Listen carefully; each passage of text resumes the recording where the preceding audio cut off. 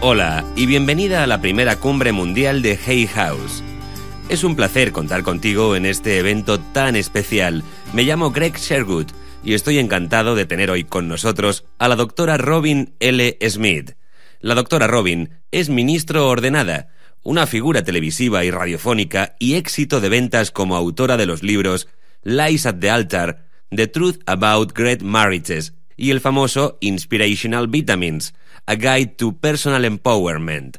Acaba de publicar su último libro, Hungry, The Truth About Being Full, y además es una destacable oradora y licenciada en psicología. Es frecuente encontrar las sabias palabras de la experta doctora Robin en publicaciones nacionales. Ha participado en Super Soul Sunday, The Oprah Winfrey Show, Anderson, Larry King Live, el programa Today en la NBC, ABC News, Good Morning America y en Fox News Channel, así como en muchas otras tertulias. Tiene un doctorado en Psicología Orientativa por la Universidad de Temple, un máster del Seminario Teológico Bautista del Este y una licenciatura de la Universidad La Salle. Doctora Robin Smith, bienvenida a esta sesión de la Cumbre Mundial de Hay House. Greg, estoy encantada de estar aquí contigo y de formar parte de este fantástico evento de Hay House. En este momento no querría estar en ningún otro sitio. Vamos a quedarnos con esa idea durante la próxima hora y vamos a compartir con nuestros oyentes algunas de las experiencias que has vivido y de las que has aprendido. Cuando leo este extraordinario currículo que tienes, resulta difícil creer que alguien con tu éxito, tu renombre, tu belleza, elocuencia y brillantez tenga alguna dificultad. Por eso, cuando leí tu último libro, Hungry, me descolocó descubrir los desafíos a los que te has tenido que enfrentar y la forma en la que has logrado superarlos.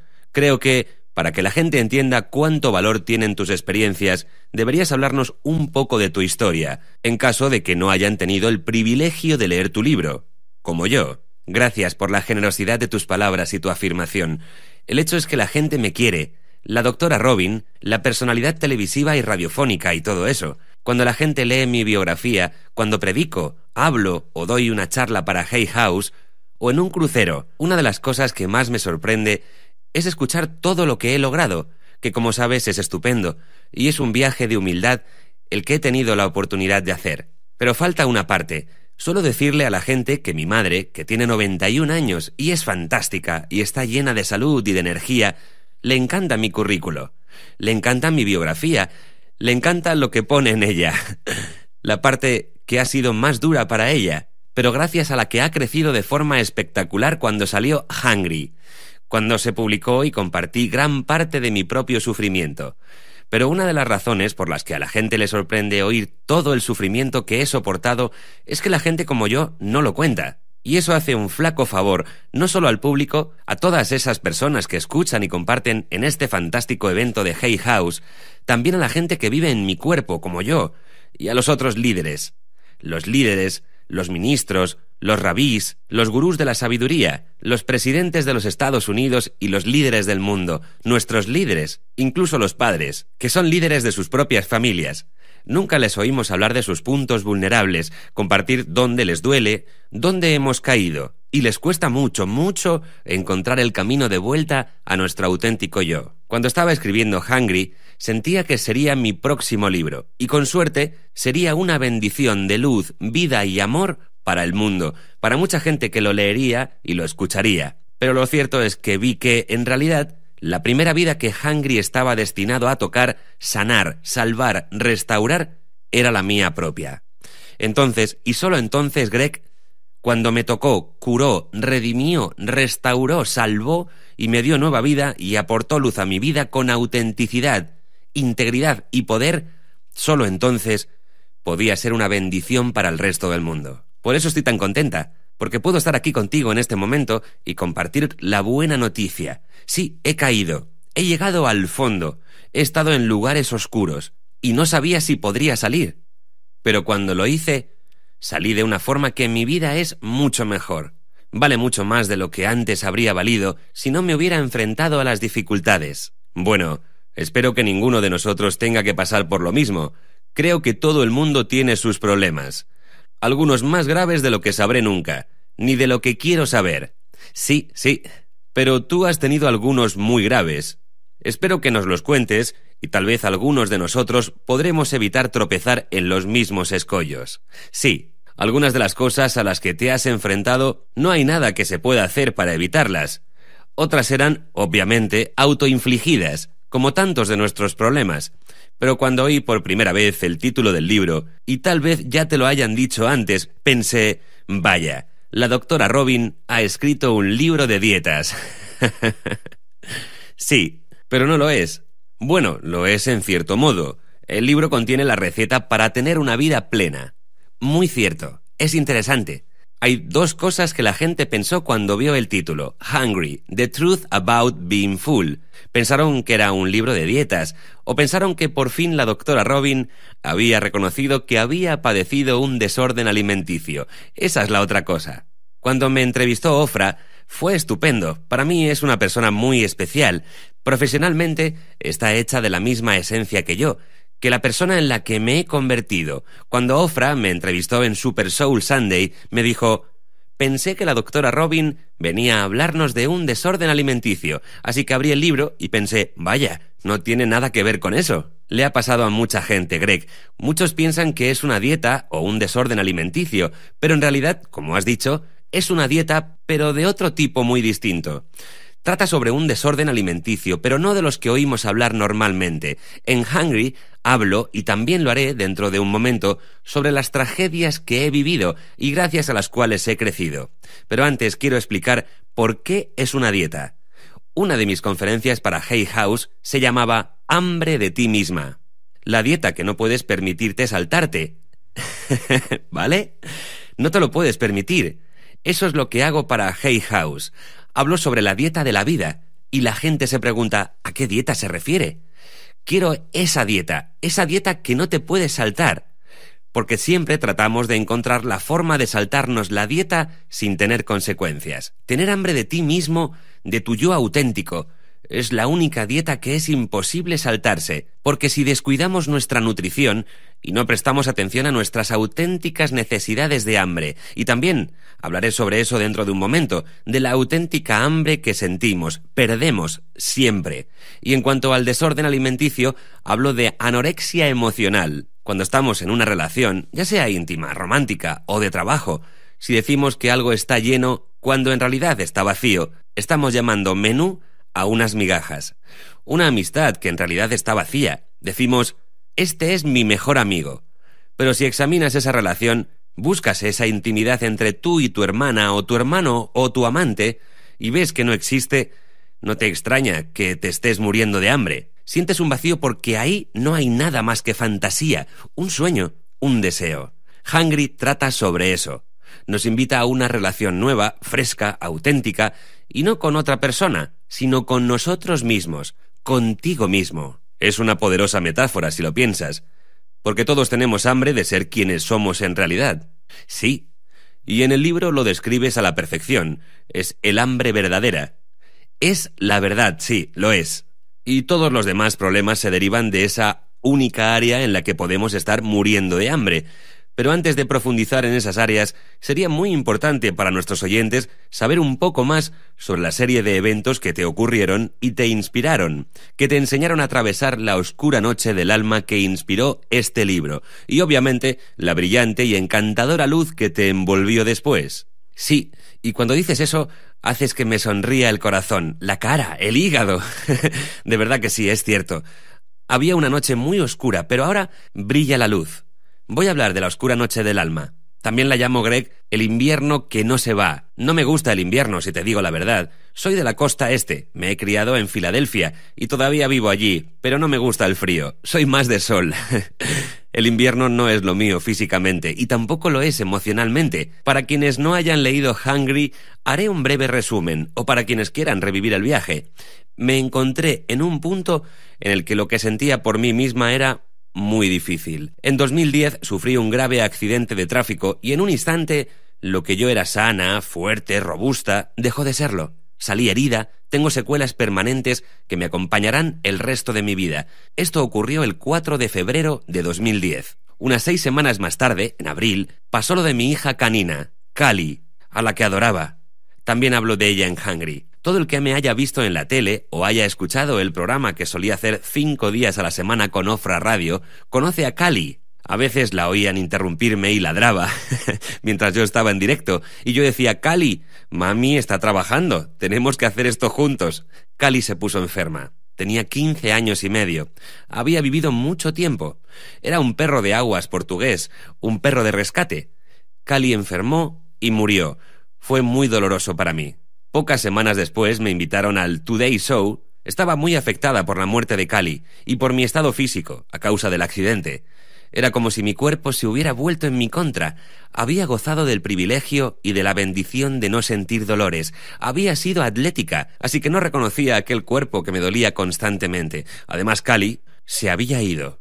Acudí al programa Today Show y pensé: tienes que hacer esto y tienes que encontrar la forma de retomar las riendas de tu vida. Volví a casa, estaba hablando con la que lleva siendo mi mejor amiga casi 30 años, Sandra, y subí a la planta de arriba. Tardé mucho en subir por mis limitaciones físicas. Subir y bajar la compra me podía llevar 10 viajes. Cuando llegué a la planta de arriba, vi una caja en el suelo, la caja de un anillo, y pensé: vaya, estás tan mal que se te ha caído algo y no te has dado ni cuenta. Eso no sería muy propio de mí, porque soy muy detallista. Pero recogí la caja, sin mencionárselo siquiera a mi amiga, con la que estaba al teléfono. Abrí el armario y vi que habían desaparecido todas mis joyas, todas salvo las que llevaba puestas. Había cosas que valían dinero, pero también cosas más importantes que había heredado de mi padre, que había muerto en 1990, cosas de la Facultad de Medicina, un colgante de mi abuela, cosas sin valor económico, pero que son irreemplazables. Mientras la policía invadía mi casa y los agentes tomaban huellas, hacían 1000 cosas. Les mencioné a Cali y preguntaron: ¿tiene un perro? Y dije: sí, pero hace unas semanas que murió. Y señalé. Quería señalar donde tenía sus cenizas y me di cuenta de que también habían robado las cenizas de Cali. ¡Oh! Sí, en la caja ponía su nombre, Calon. Pensaron que era de caoba, aunque no lo era, y pensaron que estaban robando joyas que había en su interior. Pero, aunque también me robaron joyas a las que tenía mucho aprecio, aquello eran sus cenizas. Eso es lo que ocurrió. 6 semanas después de eso, se me inundó la planta baja de la casa. Entonces, con cada pérdida, con cada trauma, pensaba: no lo voy a conseguir. Trataba de recomponerme, pero pensaba que, una vez lo hubiera logrado, me sucedería otra cosa traumática y estaría hecha pedazos otra vez. El verano vino y se fue. Como ya te he dicho, no me gusta el invierno. Me sentía como en un pozo del que no podía salir, pero me llegó la oportunidad en medio de todo aquello para hacer un piloto para una gran cadena de televisión. Puse en ello todo lo que tenía, emocional y económicamente. En aquel momento no podía trabajar debido al accidente y me estaba quedando sin dinero. Pensé: esta es mi oportunidad. Es el regalo que me ha enviado el universo, esta oportunidad de trabajo. Pero tampoco funcionó. Al final de aquel año estaba exhausta, vacía. Deprimida sería un eufemismo para la desesperación que sentía. Hace poco alguien me preguntó, creo que en una entrevista para la tele: ¿estabas deprimida? Pensé, si buscamos una palabra muy suave para describirlo, podríamos usar deprimida. Pero no alcanza a describir la desesperación que sentía. A finales de aquel año, me invitaron a una fiesta de cumpleaños. Era domingo por la tarde y fue realmente cuando nació Hungry. No quería ir. Estaba muy cansada. Me había pasado el fin de semana cocinando. Me encanta. A la gente le sorprende que me guste comer porque soy delgada. Y le sorprende que sepa cocinar por lo mismo. No se lo creen. Y yo, pues sí, la doctora Robin come bien y cocina muy bien. Aquel fin de semana Greg estaba fatal. Tenía mucha hambre, muchísima. No dejaba de pensar, de cocinar y de comer. No sé si te ha pasado esto alguna vez, que vas a la nevera, miras, la cierras y vuelves al cabo de media hora otra vez sin haber ido a comprar en esa media hora, por lo que no hay nada nuevo en la nevera. En la cocina no había nada más, pero no sé, pensaba que sucedería algo mágico, que los ángeles vendrían y me traerían algo nuevo. Y en eso estaba. abriendo y cerrando. Fui a comprar varias veces y pensé que tal vez tenía un déficit mineral o vitamínico, tal vez estaba enferma, necesitaba sal o tal vez azúcar, en general. Así que comía y después de comer seguía teniendo hambre. Pensaba, ¿qué pasa? ¿Qué le pasa a mi cuerpo? Algo va mal. Me preparé a regañadientes para ir a la fiesta del domingo por la tarde. No quería ir. Era invierno, llovía y me sentía desgraciada. Sentía dolor emocional, espiritual, físico. Iba conduciendo por la calle, con los limpias puestos, y pensaba, también lo menciono en Hungry, pensaba qué tendrían en la fiesta para comer. Sí, tal cual, en serio. Algunas amigas me dicen que les pasa siempre, pero a mí no. Para mí era muy raro estar obsesionada con la comida. Pero el universo es brillante, quería llamar mi atención. Como soy muy buena en el manejo del sufrimiento emocional y espiritual, del hambre y del dolor, tenía que hacer algo para que le prestara atención. Me llamó mucho la atención estar obsesionada con la comida. Iba conduciendo por la calle pensando en qué tipo de comida tendrían en la fiesta y de repente, en medio de mi profunda desesperación, dije en voz alta, «¡Tengo hambre!». Cuando lo dije, se me llenaron los ojos de lágrimas. Aparqué a un lado de la carretera y empecé a escribir esas palabras que incluyo en el libro. Escribí, tengo hambre de amor, verdadero, no de migajas disfrazadas de menú completo. Tengo hambre de relaciones donde el respeto sea la piedra angular de la conexión. Tengo hambre de relaciones que no me exijan que apaguen mi brillante luz si quiero sentarme a la mesa. Tengo hambre de que aprecien sinceramente mis dones y talentos, aquellos con los que quiero trabajar. Tengo hambre de no necesitar hacerme la tonta para que otros se sientan listos. Tengo hambre de ser hermosa y sexy, no una mujer Barbie para un hombre. Tengo hambre de tener una pareja que no parezca un depredador. Tengo hambre de pasión, de sexo maravilloso, que merezca mi mente, cuerpo y espíritu. Tengo hambre de no parecer pequeña cuando mi espíritu y mis sueños son grandes. Tengo hambre de ser valiente y de no permitir que el miedo dirija mi vida. Tengo hambre de un yo, un alma, una vida, un amor, una relación sin división. Tengo hambre de saber que soy amada y que soy irrevocablemente hija de Dios. Tengo hambre de ser yo. ¡Guau!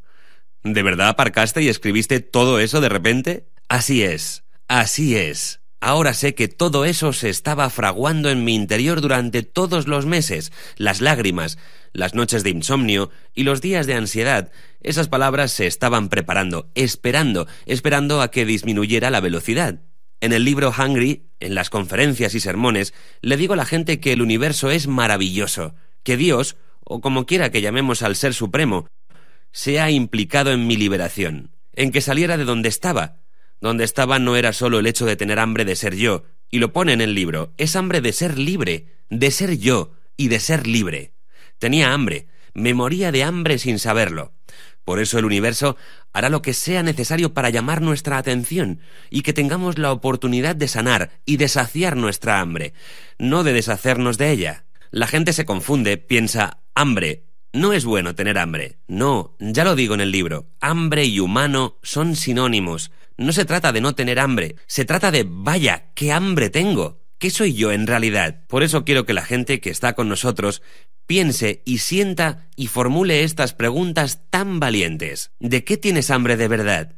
¿De qué tiene hambre tu alma? ¿De qué tiene hambre tu cuerpo? ¿De qué tiene hambre tu mente?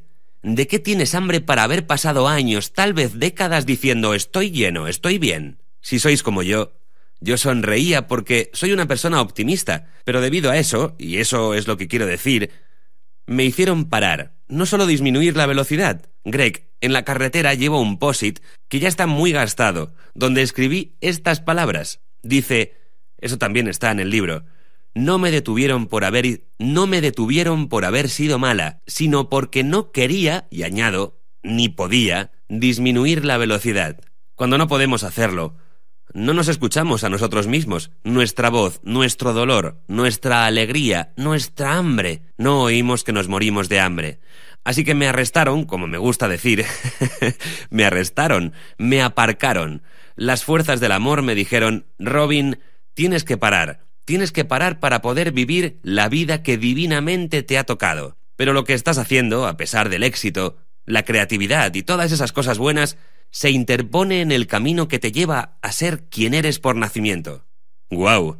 Vaya, te pusieron a prueba como al santo Job. Eso mismo, para que lo entendieras. Me encanta. Tras haber escuchado esa parte de tu historia, si lo piensas, unas pocas horas o un día antes de eso estabas abriendo y cerrando la nevera sin parar, esperando que se llenara de golpe. Sí, y entonces en 48 horas estabas a un lado de la carretera enumerando una serie de auténticos deseos del corazón. Sí, eso mismo. Tengo que añadir, entonces lo sabía, que esa lista no fue más que el comienzo. Pensé, sí, tengo hambre de todas estas cosas. En aquel momento no lo entendí, y es bueno que no lo hiciera. No sé cómo habría sobrevivido de saber lo que me iba a pasar y cuánto me iba a emocionar. Hablo sobre eso en Hungry, el diagnóstico. No solo del hambre de ser yo y el hambre de ser libre. Además, me estaba muriendo por ser yo y tenía hambre de ser libre. Eso es lo que me estaba enfermando, lo que nos enferma a todos. No sabemos que tenemos tanta hambre, estamos perdidos sin nuestro auténtico yo. En el capítulo 3 de Hungry hablo sobre el robo de la identidad. La gente piensa que me refiero a cuando te roban la tarjeta de crédito o el pasaporte o el carnet de conducir. Es una auténtica faena. Y da hasta miedo cuando otra persona te quita la identidad así. Sí, da miedo. Pero yo hablo de un robo de identidad todavía más aterrador en Hungry, que es cuando alguien nos roba la esencia de la que estamos hechos, de quienes somos por nacimiento. Mucha gente, de hecho, todos nosotros, a diferentes niveles, no está segura de por qué lleva la ropa que lleva, no la ropa en sí, sino de por qué no encajan en su fe, su ira, su perdón, su arrepentimiento o su depresión, o su divorcio, o su matrimonio. ¿Por qué no encaja? Y os invito a examinaros. ¿Cuándo fue la última vez que alguien vio a tu auténtico yo? Esa era la pregunta que yo me tenía que formular. Una vez fui a una charla de David Whyte, el poeta. Uno de los puntos de la charla, cuando cuenta sobre sí mismo, era ¿cuándo fue la última vez que alguien le había visto? ¿Ha visto alguien a David? Para mí, para ti, para cualquiera que viva, escuche y respire, la primera pregunta que nos tenemos que formular es ¿de qué tengo hambre? Y la segunda pregunta es ¿me ha visto alguien? ¿Cuándo me vieron por última vez de verdad? No quiero decir en el trabajo, ni en una reunión familiar, ni en una barbacoa en un día festivo. No es eso. Todos tenemos esa especie de cosa automática, robótica, que nos lleva de un lugar, del punto A al punto B. No me refiero a eso. ¿Cuándo fue la última vez que alguien, tú, quien seas que me escucha, me vio de verdad? Hasta que podamos responder esa pregunta, preguntaos primero y después responded, ¿me ha visto alguien? ¿Me ha visto alguien a mí mismo? ¿Ha visto mis propios sentimientos? A menudo hablamos, yo lo hago en Hungry, del problema de la vergüenza. Suelo hablar de ella porque la vergüenza y la culpa son, como yo las llamo, las gemelas tóxicas. La vergüenza debilita mucho y es algo con lo que hemos crecido. Algunas investigaciones dicen que estamos hechos para la vergüenza. Ya estemos hechos así, lo llevamos en el ADN, o sea, ambiental. Lo que sé es que es omnipresente y pernicioso. Es una fuerza maligna en muchos aspectos porque nos hace esconder nuestra hambre. Nos hace huir, negar e ignorar que en lugar de evitar el hambre, lo que hay que hacer es atenderla. Por eso quiero que mi parte de mi misión en este planeta sea con amor, compasión e integridad compartir mi propia historia, invitar a la gente a pararse a mirarse, en silencio, con cuidado, con compasión, de verdad, para ver su propia hambre y a su ladrón de identidad. ¿Quién te ha robado la voz? ¿De quién es la voz que habita en ti? ¿Quién te susurra al oído incluso ahora mismo? ¿Eres tú? ¿Es otra persona? Tenemos que empezar precisamente con eso, la compasión. Creo que eso es muy importante porque ahora has personalizado la historia y creo que todo el mundo se sentirá identificado. Todo el mundo tiene listas de padecimientos y tribulaciones. Tal vez no todos hayan llegado al punto en que han pasado por lo que tú. No han tenido que romper con todo y ver esa realidad alternativa. Pero sí la pregunta, ¿quién me ve? Y la otra pregunta que he sacado de tu libro es el concepto de ¿quién crees que eres? Sí. Eso es distinto de los vergonzosos esfuerzos que has intentado evitar. Llegaste a ser una estudiante de todo dieces, una hija diligente, etc. Pero, ¿dónde estabas tú en esa gran mezcolanza de actividades que habías compilado y que usabas para definirte? ¿Cómo te retiran todos esos elementos para buscar la gema del ser? ¿Cuál es el proceso? Hay una cosa que solía decir el gran C.S. Lewis. Dios nos susurra en el placer. Nos habla en la conciencia y nos grita en el dolor. Usa su megáfono cuando quiere despertar a un mundo sordo y moribundo. La cuestión es, ¿por qué Dios grita tanto? Más alto conmigo, como has dicho, que con otras personas, y a veces más alto con otras personas que incluso han sufrido mayores tragedias que yo misma. Mi pareja, mi media naranja, en 1994 estábamos en San Martín, en la playa, con unos amigos muy cercanos. Era un hombre joven, vibrante, sano, sorprendente. Mientras hablábamos me dijo, ¿quieres comer algo? Fui a ponerme la camiseta y vi que se le ponían los ojos en blanco. Tuvo un paro cardíaco. Es una historia demasiado larga como para contarla hoy. La cuento en Hungry. Se llamaba Tyrone y murió en la playa. Había unas enfermeras que para mí son extraños angelicales. Siempre digo que los ángeles nunca son extraños y que los extraños siempre son ángeles cuando acuden en tu ayuda. Le practicaron la reanimación mientras yo rezaba y gritaba y rezaba y me desquiciaba los minutos que tardó la ambulancia en llegar a aquella remota playa. Me parecieron días. Como decía, la historia es muy larga para contarla en detalle, pero al final tuvimos que evacuarlo de San Martín porque no tenían hospital, ni tenían desfibrilador, solo un respirador manual. Era horrible, como la peor de las películas que hayas, el último lugar del mundo donde te conviene tener una urgencia. Exactamente, no es nada bueno, al menos no lo era entonces. Lo evacuamos a Guadalupe, y de allí, unos días después, a Filadelfia. No volvió a comer ni a tragar, ni a ser la persona vibrante, capaz de vivir su vida y dar la cara ante el mundo como lo había hecho. Para mí fue una experiencia horrible. La comparto, hablo de ella para responder tu pregunta. ¿Qué hacemos para que Dios nos grite en nuestras vidas? ¿Significa eso que responsabilizo a Dios de las tragedias? No, no soy de esa gente.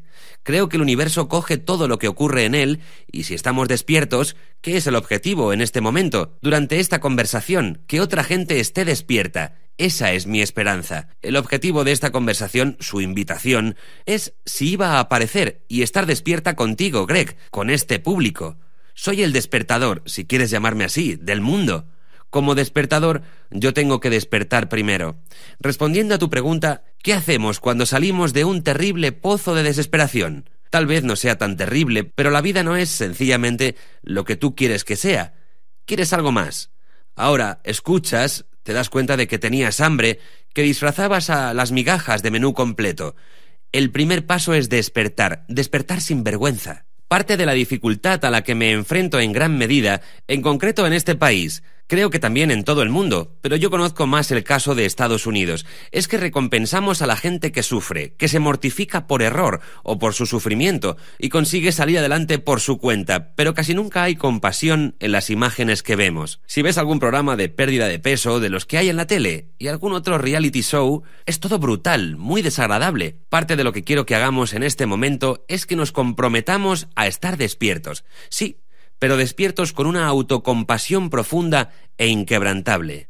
Si me preguntaras cuál es la única cosa, doctora Robin, que tienes que decir, me tienes que decir solo una, no me puedes dar dos, solo una. ¿Cuál es la única cosa que tiene que estar en la ecuación de la curación y la transformación? Te diría, es la autocompasión despierta.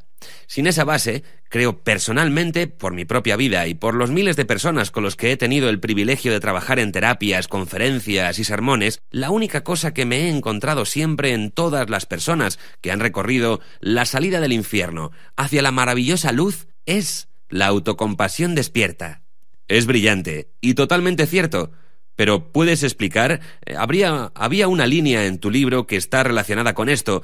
Has usado la famosa frase, la verdad os hará libres. Pero la libertad no es felicidad. Sí, porque la libertad es dolor. Sí, al menos ciertas aliteraciones de ella. Despertar casi requiere de esa compasión, porque el proceso de despertarse puede ser muy doloroso. Así es, y me encanta lo que has dicho. Me recuerda lo que he dicho yo sobre la verdad, que nos hará libres. Siempre menciono la cita de la Biblia, que nos hará felices.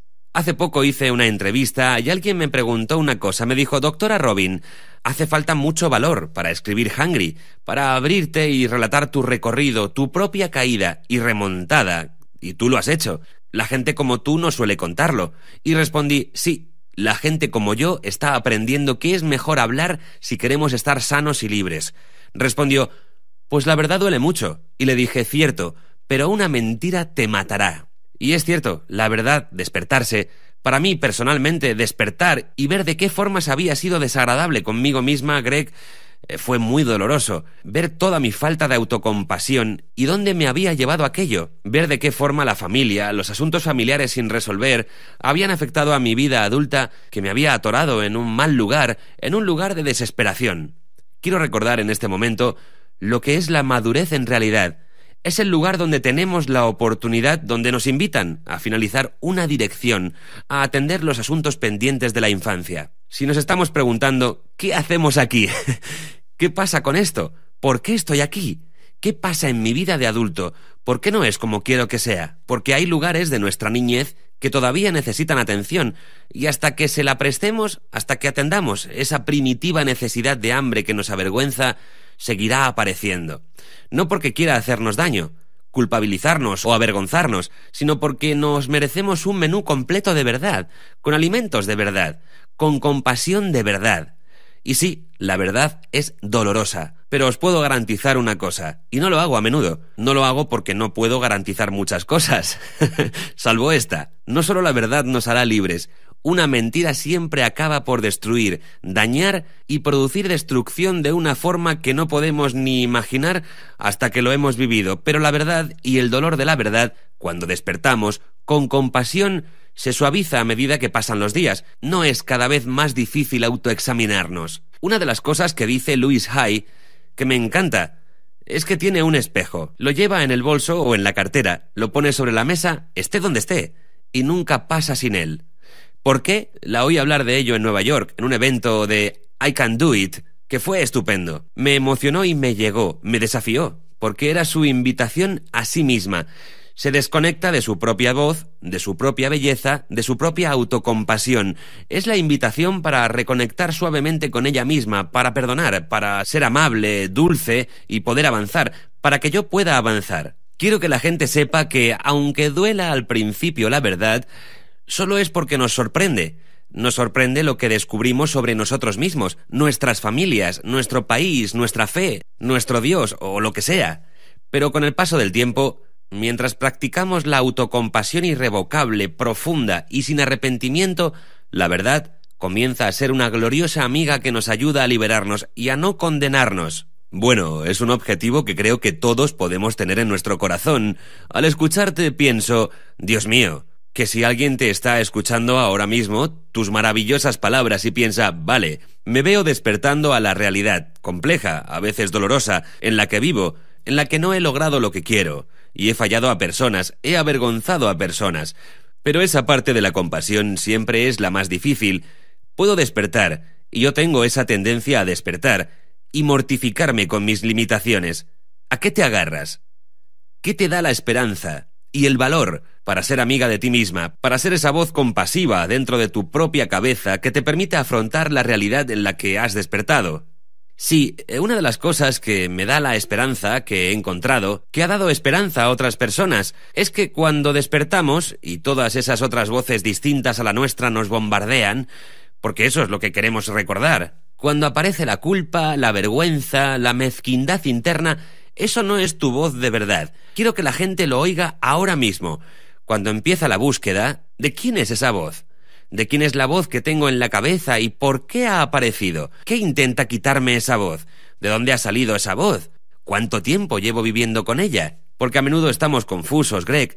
Pensamos que esa voz es la nuestra. Esa voz condenadora nos dice que no podemos ocuparnos de nosotros mismos, que no merece la pena que cuiden de nosotros, porque hemos fallado como padres. Los padres, cuando despiertan, pueden ser muy dañinos consigo mismos, al ver el daño, que han hecho daño a sus hijos. Lo que yo digo a otros y a mí misma es bienvenido a la humanidad.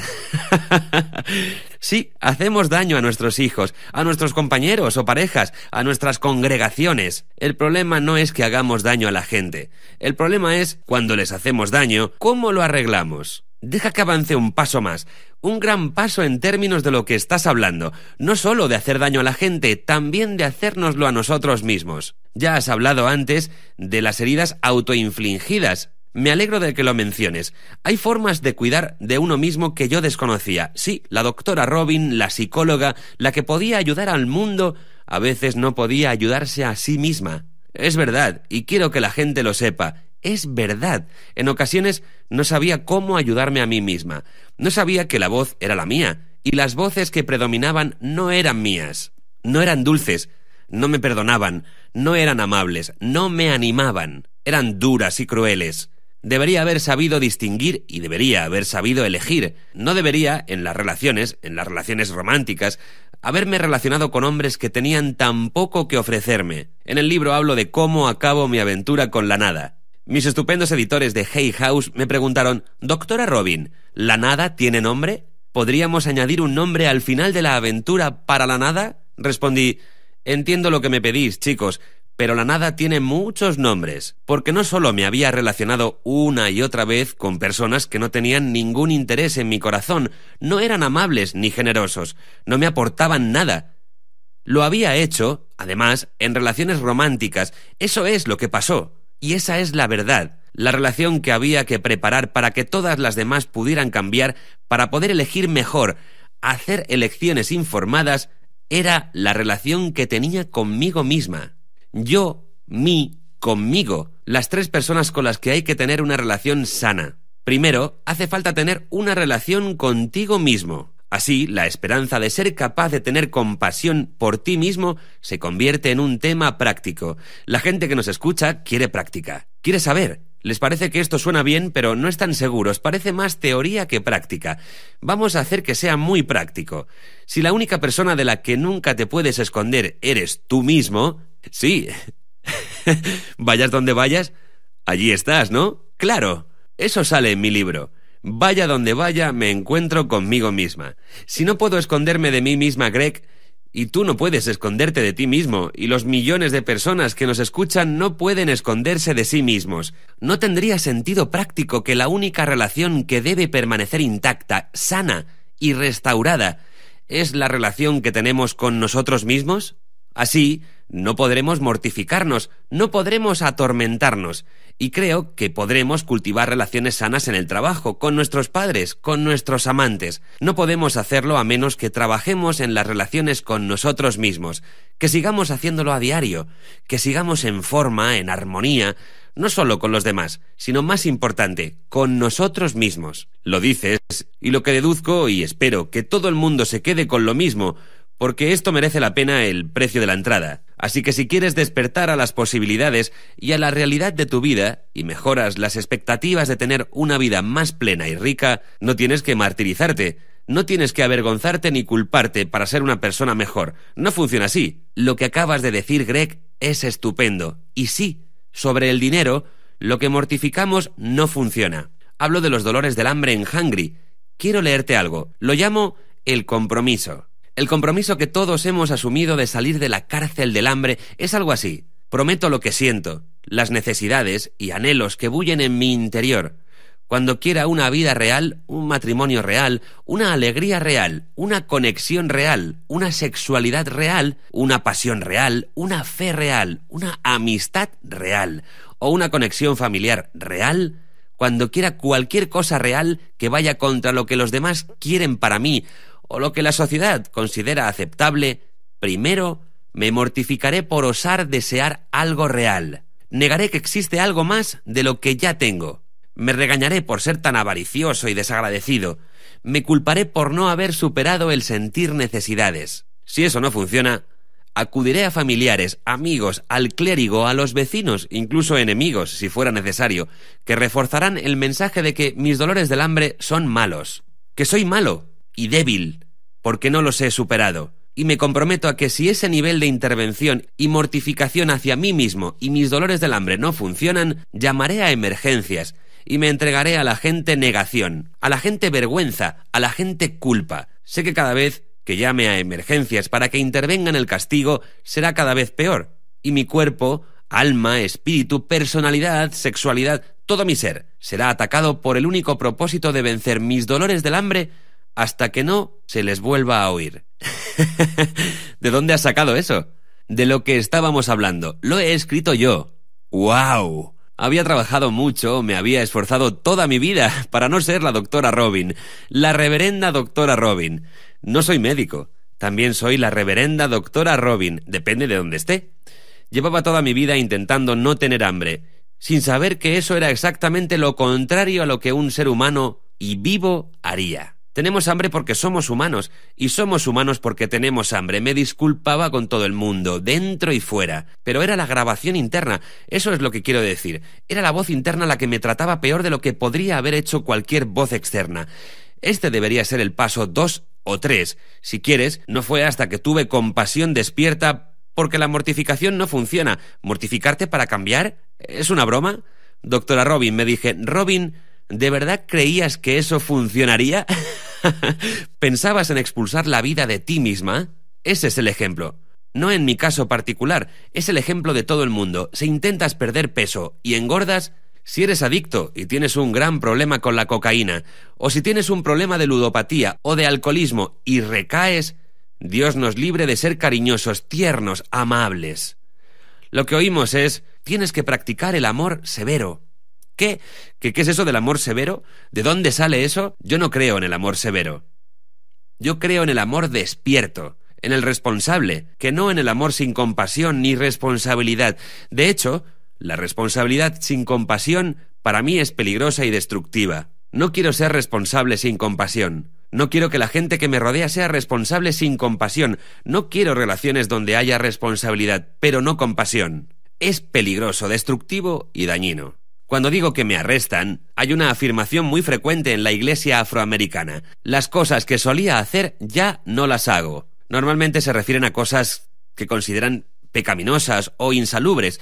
Y yo digo, las cosas que solía hacer ya no las hago. Entonces, entiendo que no es una construcción muy correcta. Por si alguien lo está pensando, las cosas que solía hacer, solía llamar a los agentes negación, vergüenza y culpa. Si no me hacía el suficiente daño, si no me avergonzaba o culpaba lo suficiente, y vivía en la negación o buscaba gente que contribuyera a eso. Y ya no lo hago. Una buena amiga me preguntó hace unos días, ¿cómo lo hiciste? ¿Cómo detuviste esa grabación? No es tan fácil. Y respondí, forma parte de estar despierta. Hay un proverbio etíope que dice, él o la que esconda su enfermedad no podrá ser sanado o sanada. Cuando dejé de esconder que era cruel, dura y desagradable conmigo misma, dejé de tener vergüenza por tratarme mal. ¿Qué clase de trampa es esa? Si me trato mal, me juzgo, soy crítica, y después tengo que esconderlo porque me da vergüenza.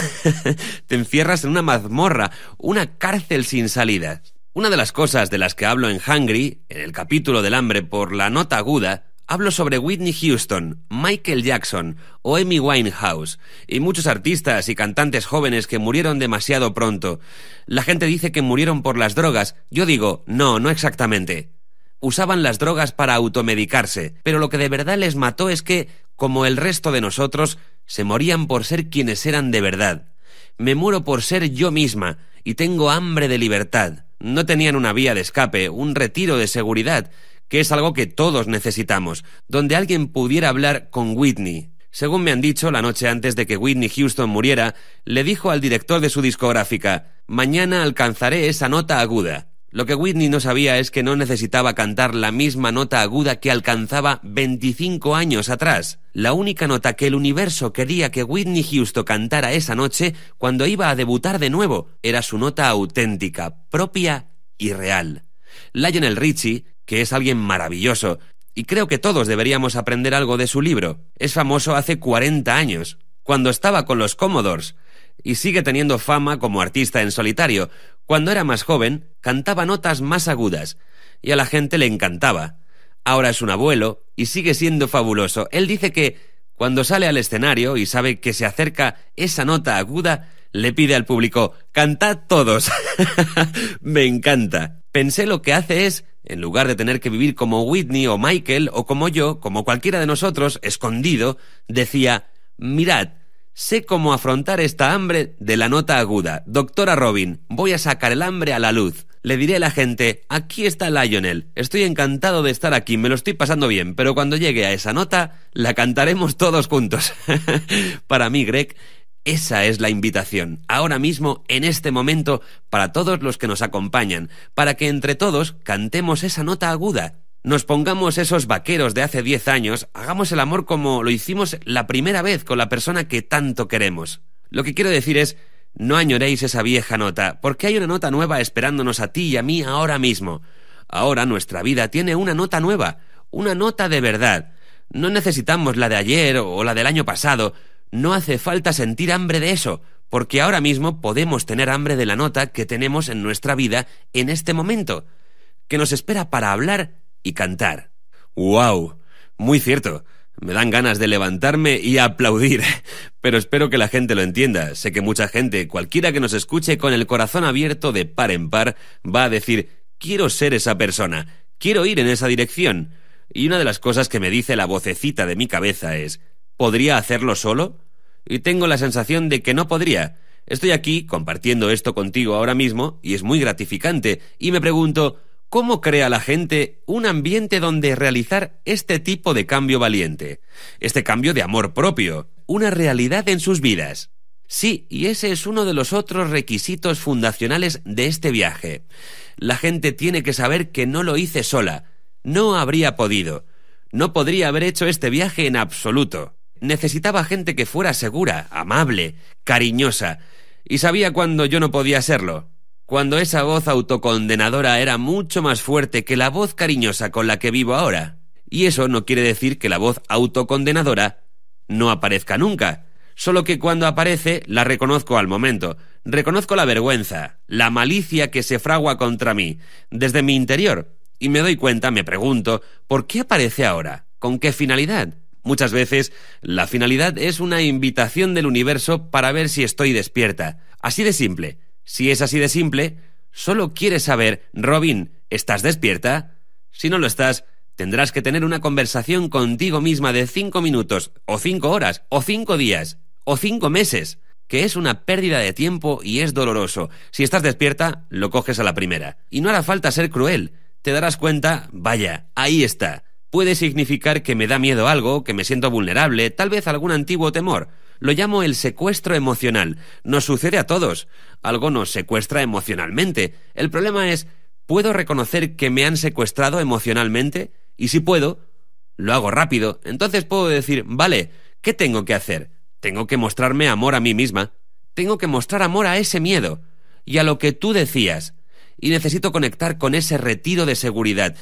Puede ser mi mejor amiga o una de las otras personas de mi vida que son los pilares a los que agarrarme, que son sabias, compasivas conmigo, en ese retiro de seguridad donde despierto cuando tal vez me he dejado vencer por el sueño.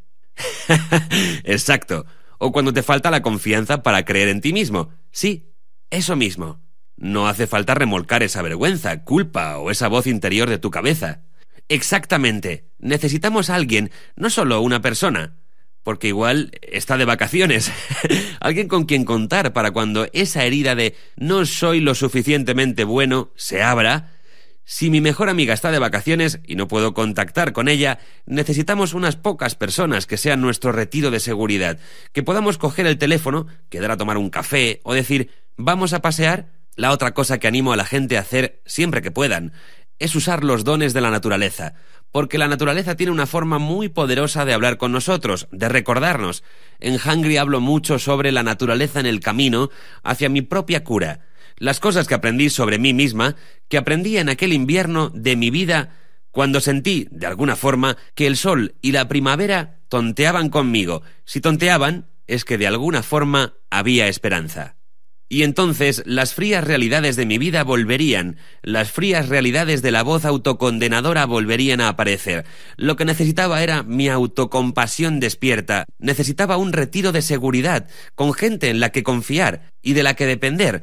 Y también necesitaba naturaleza. Necesitaba un árbol que me mostrara que podía desnudarse en una estación y parecer muerto, pero después brotarían hojitas en él, y de repente saldrían más hojas, luego más, y al final sería un árbol completo, verde y vibrante. Después vendrá el otoño. Aquí en el este es precioso, pero por hermoso que sea el otoño, el invierno llega la hibernación. Los animales hibernan. ¿Por qué? Lo hacen para descansar, para recuperarse. Hay ocasiones en que durante mi hibernación sentía que me evadía durante mucho tiempo de mi vida, de mi camino, de mi sendero, pero en realidad me estaba preparando bajo tierra. Si piensas en una rosa, el milagro de su belleza lo vemos en el exterior. Vemos lo que florece, pero el trabajo real de tu alma y de la mía sucede bajo tierra. Todo lo que no podemos ver es donde se realiza el trabajo real para florecer y para provocar el nacimiento a la vida que todos queremos vivir. Por eso, necesitamos estar atentos a lo que pasa en el terreno de nuestras propias vidas. ¿Hay que arar el terreno? ¿Hay que regarlo? ¿He perdido parte de mi vitalidad, de sus vitaminas, de todo lo que necesitaba? Si nos prestamos atención, si nos despertamos con el retiro de seguridad perfecto en la naturaleza y permitimos que todo lo que entre en nuestra vida nos enseñe algo, las cosas que amamos, las cosas que odiamos, podremos hacer que sea real. Uso la palabra odio porque hay gente que me dice, es una palabra muy fuerte, yo no quiero odiar a nadie. Aunque no quieras odiar a nadie, es posible que en realidad odies ciertas cosas o a ciertas personas. Si alguna vez vamos a ser libres, parte de nuestra libertad surge porque queremos estar libres de odio, de falta de perdón, de amargura. ¿Cómo podemos liberarnos de algo que no podemos afrontar? Por eso siempre soy consciente en mi propia vida y en mi viaje que mi libertad exige primero que afronte la cosa que más miedo me da. Debo afrontar lo que me da miedo para ser libre. Entonces, ¿eso es parte de ese acto de despertar a la realidad? Sí. Al final del libro señalas las 8 cualidades de una vida plena. Hemos profundizado sobre un par de ellas, sobre todo la primera, despertar a la plenitud de la vida. Antes de tener que despedirnos, hay algo fantástico en esas 8 cualidades: sabiduría, espíritu, confianza, recuperación, quietud, que para mí me relacionan un poco con lo que estabas diciendo. La naturaleza parece tener quietud. Sí, parece perfecta para aquellos de nosotros que tenemos dificultades con la meditación. Si sales a dar un paseo por el bosque o por la playa, tiendes a conectar de algún modo con la cura sin tener que intentar curarte. Sí, Greg, me encanta que menciones la meditación, porque a veces los que meditamos, los que rezamos, los que tenemos una práctica espiritual, signifique lo que signifique, hacemos que la gente que no hace esas cosas de la misma forma piense, no sé meditar. No hace falta saber, solo salir, literalmente, caminar un par de manzanas, respirar. Eso es una forma de meditación. Es una forma de tomar y soltar, de aspirar y expirar. Quiero romper el mito, me alegra mucho que lo hayas mencionado. El significado de quietud, de meditación, de rezo, no implica necesariamente cerrar los ojos, arrodillarse o agachar la cabeza. Significa que podemos abrir los ojos, mirar un río que fluye, podemos mirar una señal de stop y darnos cuenta de que no había pensado nunca en lo que significa esa señal de stop. ¿Qué tengo en mi vida que necesito detener para que algo nuevo empiece? Algo así de sencillo como una señal de stop o un semáforo en rojo, en ámbar o en verde puede ser esa cosa. Caminar una manzana, ya sea en Nueva York, en Australia o en África, da igual. Lo que importa es que esa manzana que has caminado tiene un mensaje que te está esperando para ayudarte a vivir tu vida libre de miedo, para que puedas afrontar lo que necesitas y ser libre. Bueno, doctora Smith, creo que es una nota preciosa y maravillosa para cerrar la sesión de hoy. Muchas gracias por tener el valor de escribir este libro, de vivir tu vida, de afrontar tus propios demonios, de ganar la batalla y darnos todas esas maravillosas herramientas para encontrar el camino de nuestra propia vida. Greg, gracias a ti y gracias a mi familia de Hay House, que es tan cercana y querida para mí. Para cerrar, me gustaría decir 2 cosas sobre el hogar. Todos necesitamos un hogar y estar con Hay House ha sido estupendo para mí porque hacía muchos años que sentía que no tenía hogar. La gente me decía, ¿sin hogar como en la calle? No es ese tipo de ausencia de hogar. Sin hogar, porque necesitaba un sitio donde mi comunidad y mi retiro de seguridad me abrieran los brazos para acoger al yo real. Quiero reconocerlo aquí con Hay House, en este fantástico evento donde todas estas mentes, corazones y espíritus se han reunido para compartir su experiencia o su viaje propio. El hogar, quiero que la gente se pregunte, ¿tienes hambre de hogar? ¿Cómo sería ese hogar espiritual, emocional, físicamente? Y por último, el último capítulo del libro, que es muy corto, dice que solo hacen falta 2. Quiero recordar que, aunque ansiemos ser aceptados, respetados y abrazados por otra gente, esa es una parte necesaria de nuestro viaje. Hay un pasaje en las Escrituras, en el Nuevo Testamento, cuando le preguntan a Jesús, ¿quién es quién? Los guapos, los ricos y famosos de aquel entonces. Querían saber si él lo era. ¿Quién crees que eres? ¿Quién eres tú? Lo que él hizo fue decir, En la ley judía está escrito, en vuestra propia ley está escrito, que el testimonio de 2 hombres es válido. Yo testifico por mí mismo, mi otro testigo es el Padre que me envió. Quiero animar a todos a recordar que al final la maravillosa noticia es que aunque queramos que más gente nos ame, aunque deseemos un pueblo, una tribu, una reunión, al final las únicas 2 personas, las únicas 2 fuerzas y seres, los únicos 2 que tienen que validar tu autenticidad y tu identidad, sois tú y Dios. Y aunque tengas esa combinación con todas las otras cosas de las que hemos hablado, tendrás todo lo necesario en tu caja de herramientas para vivir la mejor vida que te corresponde por nacimiento, para la que fuiste creado, la vida que mereces vivir. Así que gracias por estos benditos y sagrados momentos contigo, y por estar con todos los que os habéis unido a nosotros. De nuevo gracias, doctora Robin Smith, y gracias Hay House por celebrar esta fantástica sesión. Gracias por acompañarnos en esta entrevista para la Cumbre Mundial de Hay House del 2013. Esperamos que lo haya encontrado inspirador, edificante y educativo.